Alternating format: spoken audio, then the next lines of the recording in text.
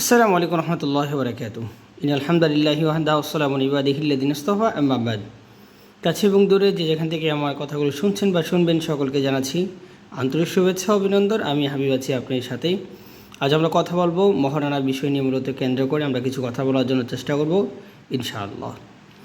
আমার প্রিয় ভাইয়েরা, আল্লাহ রাব্বুল আলামিন বিয়েকে আমাদের জন্য হালাল করে দিয়েছেন এবং রাব্বুল আলামিন আমাদেরকে একটি বিধান দিয়েছেন, তোমরা তোমাদের স্ত্রীদেরকে আনন্দ সহকারে তোমরা তোমাদের স্ত্রীদেরকে মহারানা প্রদান করো।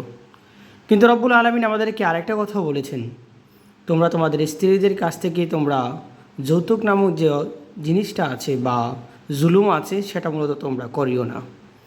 আজকাল আমাদের সমাজের মধ্যে যৌতুক নেওয়ার জন্য আমরা ইন্সপায়ার হচ্ছি এবং মহারানা থেকে আমরা দিন দিন অনেকটা দূরে চলে যাচ্ছি।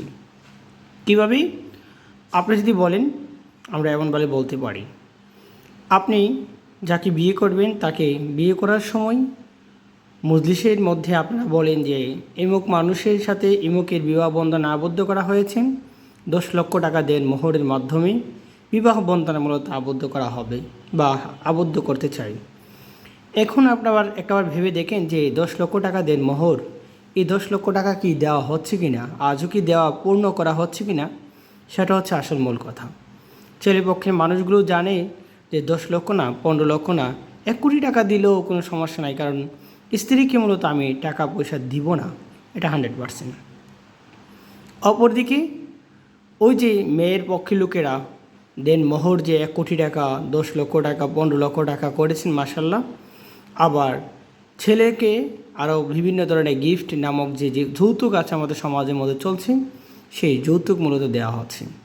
চলেন আমরা একটু শুনে নিই ইসলামের তরিকা অনুযায়ী ইসলাম আমাদেরকে কী বলেছেন।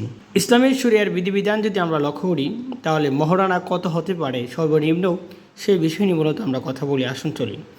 যেহেতু আমরা সারা বাংলাদেশের মানুষগুলো বিশেষ করে আমরা মাযহাবকে ট্রাই করি, তাই আমরা মাযহাবকে সামনে নিয়ে আসলাম। ইমামুল আজম আবু হানিফা রহমতুল্লাহি আলাই, মালিক রহমতুল্লাহি আলাই, শাফি রহমতুল্লাহ আলাই আর ইমাম আহমদ ইবনে হাম্বল রহমতুল্লাহি আলাই, এই যে 4টা মাযহাব আছে, এই 4টা মাযহাবকে মূলত আমরা অনুকরণ করি এবং ফলো করে থাকি।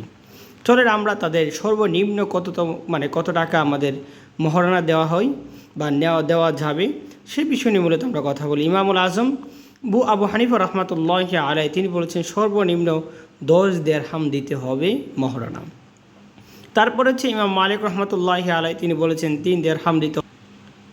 তো আমরা এতক্ষণ জানতে পেরেছি যে ইমাম আবু হানিফা তিনি 10 দিরহামের কথা বলেছেন, ইমাম মালিক রহমতুল্লাহ আলাই 3 দিরহামের কথা বলেছেন, ইমাম শাফি এবং ইমাম আহমদ ইবনে হাম্বল তিনি বলেছেন স্বামী স্ত্রী দুইজনের পরামর্শের মাধ্যমে মহারানাটাকে মূলত নির্ধারণ করা হবে।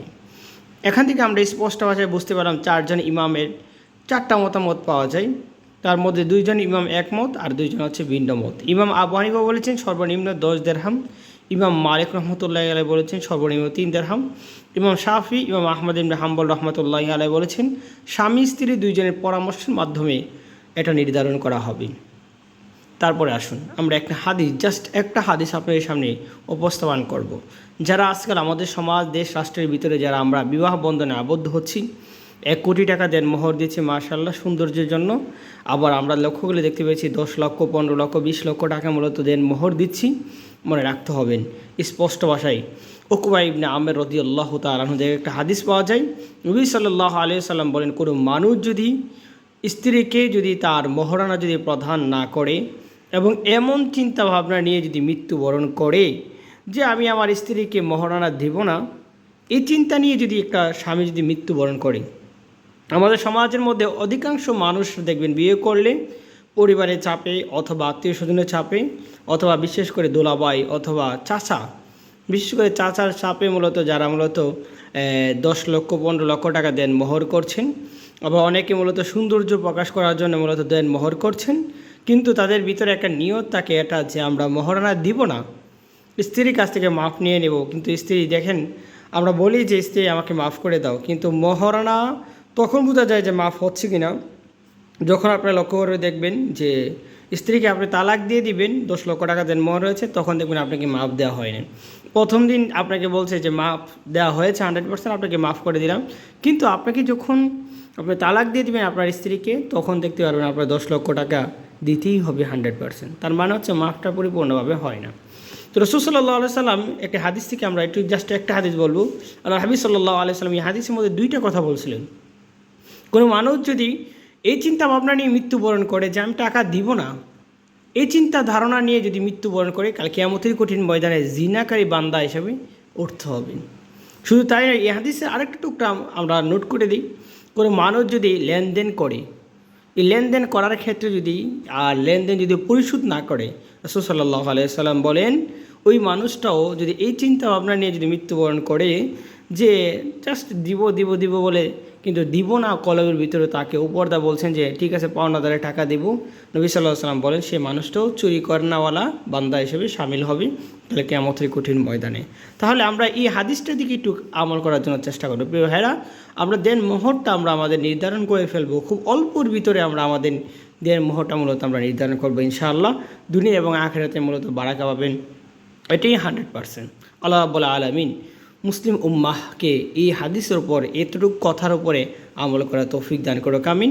আসসালামু আলাইকুম ওয়া রাহমাতুল্লাহি ওয়া বারাকাতুহু।